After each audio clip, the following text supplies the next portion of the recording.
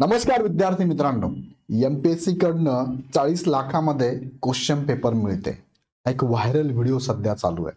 या संदर्भात बऱ्याच विद्यार्थ्यांनी मला व्हॉट्सअपला मेसेज केले, सर याबद्दल काहीतरी बोला.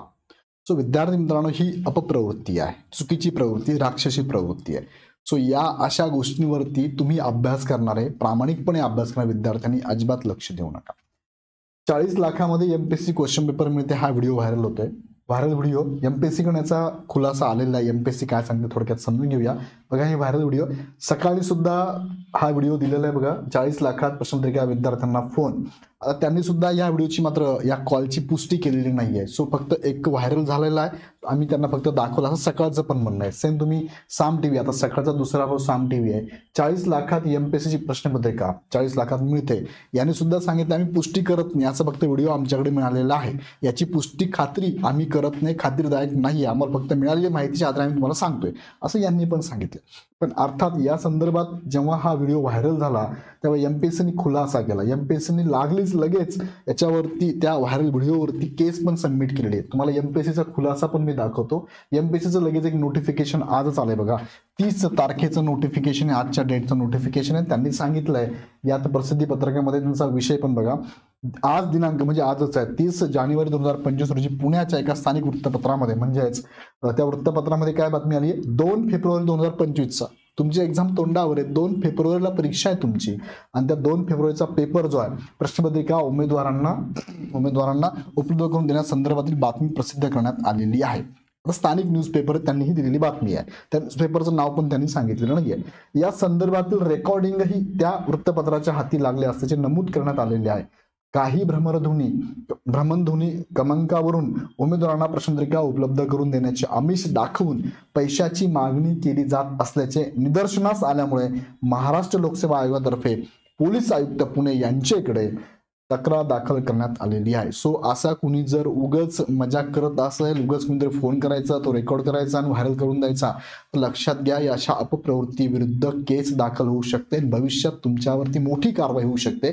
तुमच्या या एका कॉलमुळे भविष्यामध्ये खूप वेगवेगळे पडसाद उमटू शकतात. सो लक्षात घ्या, तुमच्या म्हणजे असे काही अपप्रवृत्तीचे विद्यार्थी असतील तर त्यांनी वेळोवेळी लक्षात घ्या.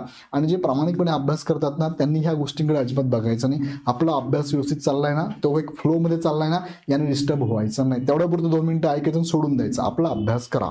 लक्षात घ्या. त्यात त्यांनी पुढे काय सांगितलं बघा, या संदर्भात स्पष्ट करण्यात येते की प्रस्तुत परीक्षेच्या सर्व प्रश्नपत्रिका अत्यंत कडेकोट बंदोबस्तात सुरक्षित असून अशा बातमीमध्ये कोणतेही तथ्य नाही. उमेदवारांनी अशा अफवांवरती विश्वास ठेवू नये. आणि अजून एक सांगितलं त्यांनी, काय सांगितलंय, असे दूरध्वनी तुम्हाला आल्यास कॉन्टॅक्ट secretary@mpsc.gov.in या ईमेल वरती या संदर्भात तक्रार दाखल करावी. उमेदवारांनी अशा प्रकरणामुळे विचलित न होता अभ्यासावर लक्ष केंद्रित करावे. प्रस्तुत प्रकरणी पोलीस आयुक्त पुणे यांच्याकडून चौकशी करण्यात येत आहे, अशी त्यांनी बातमी दिलेली आहे. आणि याची खरंच बातमी आता दिलेली आहे, त्यांनी चौकशी पण करता येते. सो तुम्ही काळजी करू नका, तुम्ही काय करा, तुम्ही अभ्यासावर लक्ष केंद्रित करा, इतरत्र लक्ष देऊ नका. विनाकारण चुकीच्या गोष्टींवरती विश्वास ठेवू नका. कोणतरी येऊन चर्चा करतंय, बोलतंय, अरे तू ऐकलं का, अरे तू ऐकलं का, ह्या गोष्टीवरती विनाकारण तुमचा वेळ वाया जातो. आणि विनाकारण माइंडमध्ये असं येतं की मग मी एवढा चांगला अभ्यास करतोय आणि जर असं होत असेल, एवढा मोठा भ्रष्टाचार होत असेल, रेडीमेड क्वेश्चन पेपर मिळत असेल, तर मग मी का अभ्यास करू वगैरे असे विचार डोक्यात विनाकारण येतात. ह्या गोष्टीवरती लक्ष देऊ नका, असं होत नाही. एमपीएससीनी फार कडेकोट बंदोबस्तात हे क्वेश्चन पेपर ठेवलेले असतात, असं इझिली कोणी करू शकत नाही. सो काळजी घ्या तुम्ही, पण अभ्यासावर लक्ष द्या. आता शेवटच्या टप्प्यात आहात तुम्ही, 2 फेब्रुवारीला एक्झाम तुमची, 2 दिवसावरती एक्झाम आहे. अशा गोष्टीमुळे विचलित होऊ नका. अभ्यासात डिस्टर्बन्स करण्याची एक वृत्ती आहे, तुम्ही 3 इडियट्स पाहिलं असेल ना, अशी वृत्ती खूप आहे, ठासून भरलेली आहे. सो याकडे अजिबात लक्ष देऊ नका. प्रामाणिकपणे अभ्यास करा, नक्की यश तुम्हाला मिळणार आहे.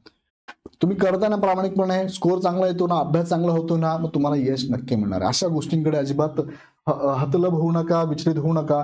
चुकीच्या वृत्तीचा अंत वाईटच होतो. असं कुणी करत असेल तर त्याच्या आतून तो इनर साऊंड सांगतो, येणारा भविष्यकाळ त्यासाठी चांगला नसणाराचे वाईटच होणार आहे अशा वृत्तीचं. सो असं कोणी खोडसळपणा जरी करत असेल ना, त्या वृत्तीचं सुद्धा वाईटच होणार आहे. सो तुम्ही आपल्या अभ्यासावर लक्ष द्या, अभ्यास चांगला करा. शेवटच्या टप्प्यात तुम्ही आहात. काही तुम्हाला मदत लागली, काही काउन्सिलिंग लागलं, काही बोलायचं असेल तुम्हाला, तर आमची टीम तुमच्याबरोबर असते. 88-88-25-61 या नंबरवरती कॉल करून आपण आपलं माहिती देऊ शकता. आणि काही सजेशन, काही वाटत तुम्हाला काही प्रश्न असेल कमेंट बॉक्समध्ये पण टाका. पण अभ्यास मात्र चालू ठेवा. तुर्तास थांबतो. येणाऱ्या एक्झामसाठी तुम्हाला खूप खूप शुभेच्छा. All the best.